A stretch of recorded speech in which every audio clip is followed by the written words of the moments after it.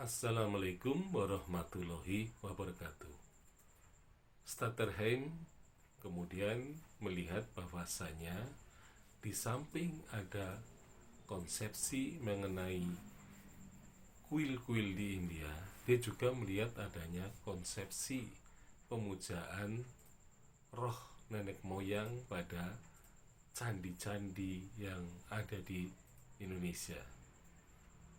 Nah, di sini dia mengatakan bahwa sebenarnya kita mempunyai latar belakang yang kemungkinan besar tidak bertentangan dengan apa yang ada di India itu. Nah, di sini candi digambarkan sebagai tempat sebenarnya pemujaan roh nenek moyang. Nah, tetapi di sini kemungkinan ini adalah fungsi yang tingkatannya lebih tinggi daripada ketika kita melihat bahwa candi adalah sebagai bangunan pemakaman, ya, karena di situ telah ditanam jasad dalam bentuk abu jenazah di dalam perigi, ya, atau kalau dalam agama Buddha, ya, di bawah stupa, gitu ya. Nah, di sini kemudian dikaitkan dengan keberadaan dewa-dewa itu. Nah, tetapi dewa-dewanya memang telah mengalami penyimpangan, terutama dalam bentuk wajah, ya. Jadi kalau kita melihat patung atau arca dewa-dewa pada percandian, itu menunjukkan ciri-ciri khas dari masing-masing dewa yang disebut laksana. Jadi laksananya sama dalam bentuk fisiknya itu, ya. Jadi misalnya kalau Wisnu, salah dua dari tangannya itu memegang sangka dan cakra.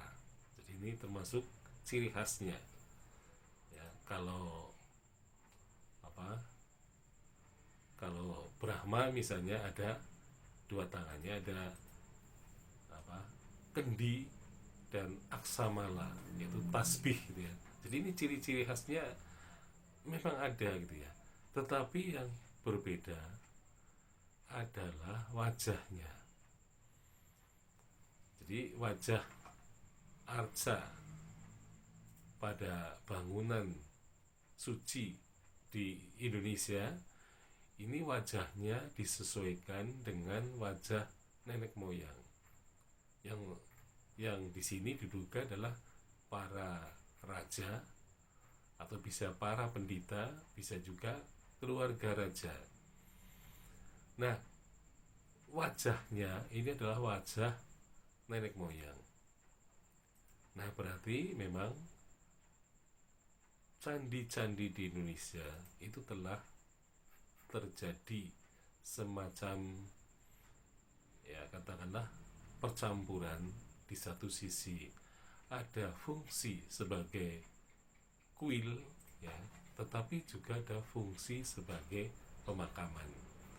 Nah, tampaknya fungsi kuil ini lebih muncul kemudian, ya, tetapi sebenarnya dimulai, ya, menurut Stutterheim dimulai dengan bangunan pemakaman, karena jasad dalam bentuk abu jenazah telah ditanam di bawah,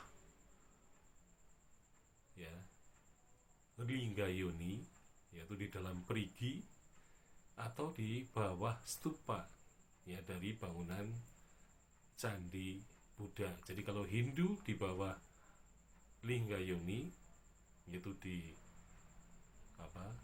periginya. Nah, sehingga karena ada fungsi pemakaman, maka juga kemudian berlanjut ke fungsi yang kedua, yaitu sebagai kuil. Jadi, tetapi rupa-rupanya masyarakat Indonesia itu lebih cenderung bahwa candi itu dianggap sebagai bangunan pemakaman. Nah, kecenderungannya karena tadi ada cungkup sebagai sebutannya cungkup, kemudian sebutan candi yang sebenarnya merupakan sebutan bagi Dewi Durga sebagai Dewi Kematian.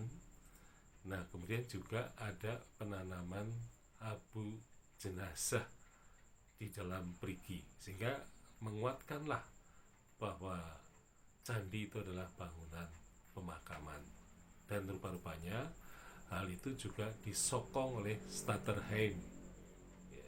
Sekian, Assalamualaikum warahmatullahi wabarakatuh.